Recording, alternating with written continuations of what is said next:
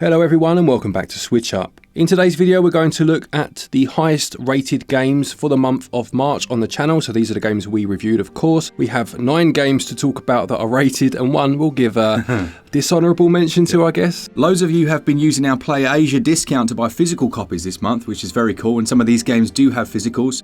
If you use the code down in the description, you can get 5% off. Alright, what were the top 10 games this month? Well, let's find out.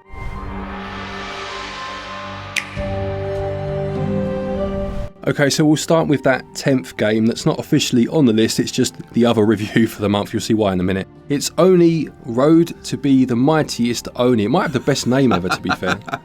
Yeah, Oni Road to be the Mightiest Oni is set around the Demon Island, and you play as a boy who essentially, well, half boy, half demon, who turns up to try and defeat all of them. Based on Momotaro, I believe, is that correct? Momotaro, yeah. Momotaro, which is about a boy who is born out of a giant peach. That's the one. Sounds right.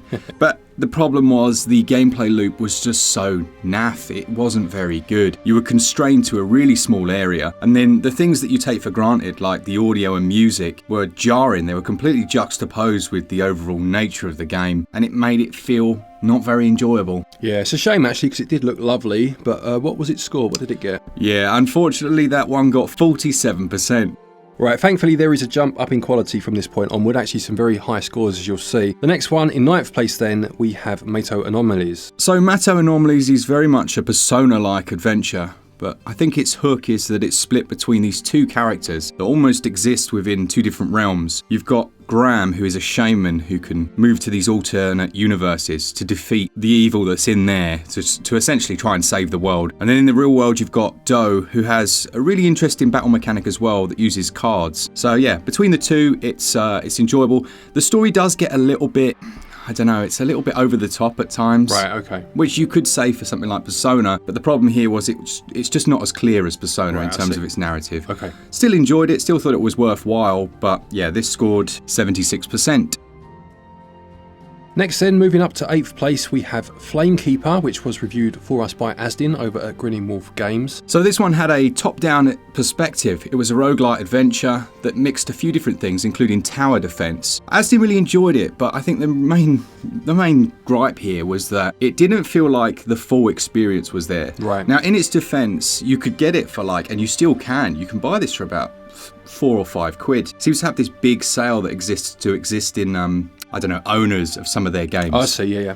So yeah, he enjoyed it. It had a few mechanics where you're trying to keep this middle area alive. You're going around collecting things from the maps. There's a bit of combat in there. I mean, you can kind of see everything from the trailer or the images you're watching now. But yeah, he was a little bit put off by the fact that he completely finished the game and it was like, new content is on its way. To be continued kind of thing. Yeah, essentially that. Fair enough. Okay, well, with all that said, this got a SwitchUp score of 78%.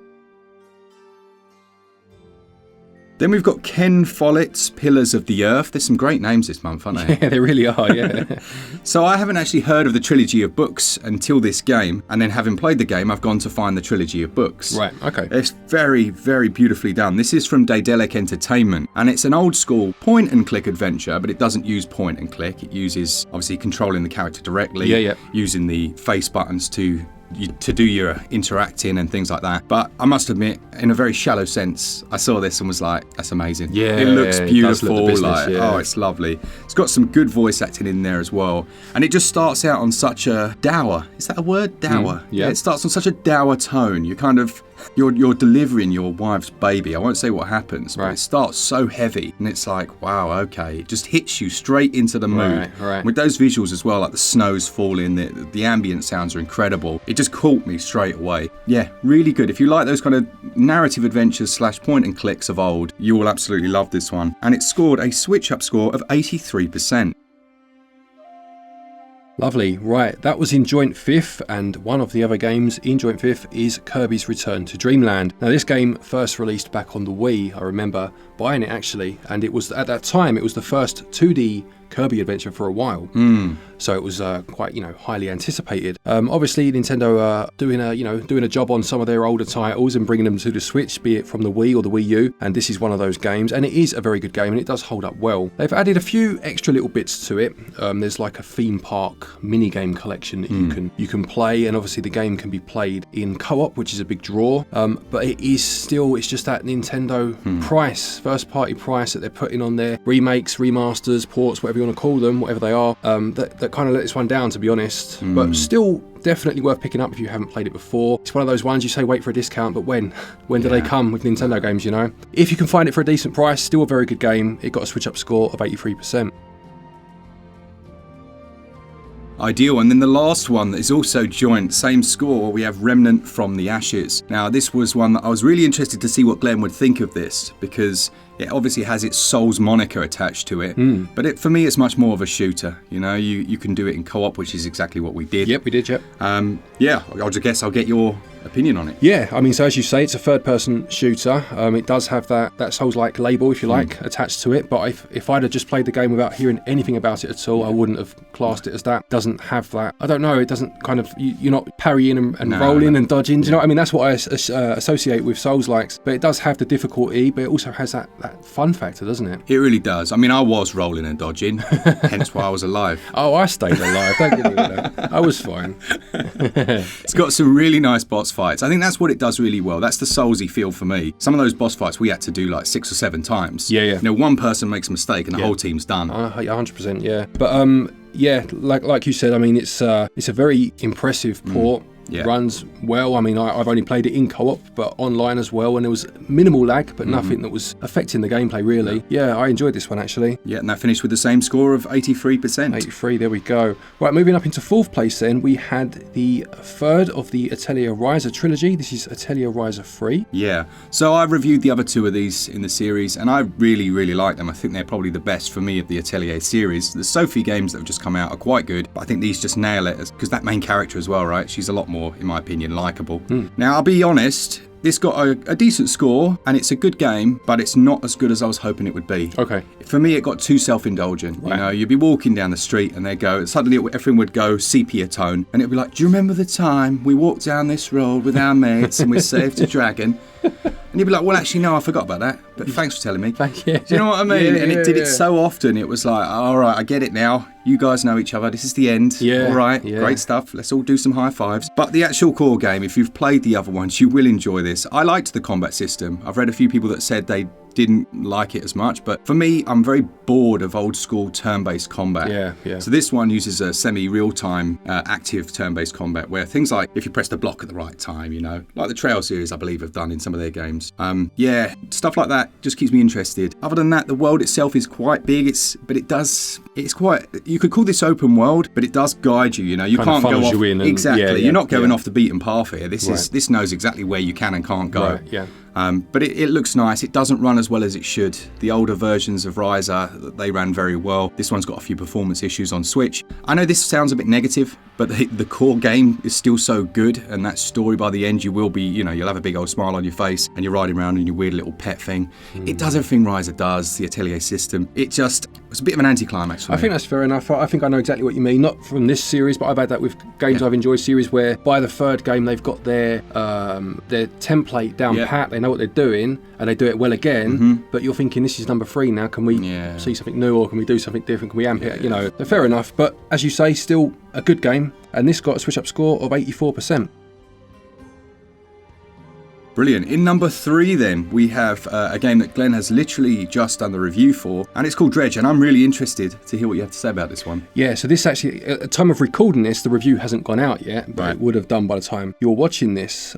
So this is I don't really know how to, it's like almost like a business simulation fishing game, right? In one aspect, but it has this cosmic horror angle. You know, Okay. I think Lovecraftian, Yeah. and it just works fantastically well. It merges the two together. I say in the review that I've played horror has changed in video games. Yeah. For a while, it was all about zombies, all about those zombies, And now in the last few years, we've seen a heavy shift towards Lovecraft and cosmic horror, and I've played lots of them. And this one is, if not the best, one of the best. Okay. In terms of getting that atmosphere right. Yeah. So basically, you are a fisherman and you leave port in the morning and you go sail the seas and you fish, of course, and you can dredge for sunken treasure and whatnot, and you will return to port and you will sell your fish and you will upgrade your ship. It's got that kind of RPG mechanic of constantly upgrading your gear. You'll find other islands, you'll do quests for people, but you're told don't go out at night, come back, be back before nightfall. But the further you go, the more people start to push you to go out. I need this and it's only available at this time, and you kind of go out into the night and then things start going awry, Yeah, I saw on your review that you were basically out in the darkness. Yeah. And you had to wait until light came up, and then you could just see where you were going. Yeah. But otherwise, you just had to sit there out in the dark. Yeah, it was crazy. Like, I've played lots of horror games, and this one genuinely garners that feeling of anxiety because I was lost at sea. And it's so funny because as soon as day came, I was literally like across the way from where I needed to go, but I couldn't find it. There's a message in there somewhere, I reckon. It's like an analogy for life. Yeah, or just don't go in a boat ever. Yeah, never go in a boat. That's the analogy for life. Yeah. No, good game though. Very good game. Really do recommend this one. Got a SwitchUp score of 85%. Brilliant. That takes us to the top two then, and they are, well, I don't want to spoil it, but they're very close in score. First, we've got the Legend of Heroes Trails to Azure, which Asdin reviewed for us on the channel. Now, full disclaimer, he reviewed the Trails to Zero. Yes. Or from Zero. From Zero, sorry, yeah. And since that review, I've actually started playing that one. I really, really like these. If you're a fan of old school Final Fantasy, I said to Glenn, there's something about these that goes a little bit beyond. You look at these visuals and you might think, oh, that looks all right. But I think the overall structure, if you're an RPG fan of old, you will absolutely love these. And I've got to say, I think I'd probably be a bit higher. I'd probably be in the 90s for both of these games. I just think they're incredible. What I will say is, again, they're a little bit self-indulgent. I think you could probably say that about most JRPGs in general. They assume certain things, particularly this, as it's obviously not the first game in the series. But yeah, really good combat. You can avoid enemies, which I always like. They tell a good story and they have a beautiful art style. There's not much more you can want in a JRPG. Yeah, no, exactly. I do love that kind of isometric viewpoint in games. Great. Because I grew up, same as you, obviously, with that top-down view for RPGs. Yeah. Final Fantasy, obviously I'm talking about the original ones and whatnot. And it almost felt like this was the next step, but people forget that. Yeah. They feel we went from top-down to 3D. Yeah, but there wasn't. It was this isometric view that I think looks lovely, Yeah, that reminds me of Breath of Fire 3, when I first played that and the camera shifted and you were like, oh, this is actually 3D, this is polygons, this looks really nice. Yeah, that's exactly it. This is like the next step from Breath of Fire 3 in terms of visuals. Yeah. Really good. That scored a SwitchUp score of 89%. Absolutely. So as we said, it was a joint first this month, so you'll know the score for this one. But the other to be top of the charts for this month was Vernal Edge. Yeah, so Vernal Edge I had absolutely no expectations of, really. I had no expectations, which is sometimes the best, right? Yeah. So it has certain buzzwords in it that put me off because I've played so many of them recently. Right. Things like Metroidvania, bit of open world. I'm like, okay, all right, I get it. You got to understand that we review so many games. We play so many games, even ones that never make review on the channel, that you can get a bit of fatigue for certain topics. For me at the moment, it's roguelite. These things can get a bit fatiguing. So when you play something that feels genuinely fresh, it's really it's as much a surprise as it is a delight, So for this one, it had a lovely section, which I wasn't expecting at all, where you travel between these floating islands and it looks like a PlayStation, It's got that 32-bit art style almost. And it was running at 60 frames per second. I was moving between these islands completely freely. And I just thought, wow, okay, that's really cool. But then the actual core movement, and that's the most important thing, right? The movement is so precise. And then you unlock your abilities, all the standard Metroidvania things that once they're done perfectly, they're always going to get you, They're always going to get you. But then it's all tied to a really interesting story that actually makes sense. So I was like, okay, I'm searching for my father. Why am I doing that? Well, it told me pretty early on, no spoilers. Yeah. And then I had a reason. And it was none of this like huge exposition that made no sense. It was just, you're doing this. This is why you're doing it. These are the means by which you can do it. Go and have fun. And I did. Yeah, really enjoyed it. Thought it was beautiful as well. It's funny because pixel art, right? Mm-hmm. So with pixel art, obviously, it started to get a bad rap over the years because it came back with a vengeance, didn't it? Yeah. And everyone and their mum was using it. But 8-bit pixel art was heavily used. Yeah. Then we transitioned into almost like the cycle repeated into 16-bit, and now developers are starting to reuse the 32-bit pixel art style, which I think people almost forget was a thing because 32/64-bit is seen as the 3D era. Yeah. But there were a lot of good, very good looking 2D pixel art games, you know? Yeah, exactly right. Exactly right. A few people in the comments were saying it's like I don't know, you can answer this, like it's a SNES style of pixel, or is that? Yeah, I mean, obviously Super Nintendo was 16-bit. Yeah. But what you find a lot these days is that the developers will take inspiration from, say, the Super Nintendo. Yeah. But they'll do things, as we said before, that they couldn't be done at the time, and it almost becomes a hybrid of the systems, you know? Yeah, it's beautiful. Loved the game, really enjoyed it. Go check out the review of any of these links, and that will be in the description. This one scored 89%. 89, there we go. So yeah, good month actually. Yeah, really good month. Some really good games on there. As Mark just said, there'll be links to the reviews if you want the full story, of course. And there's also, talking of links, there's links down there to our website if you want to get your eShop cards from there to pick any of these games up.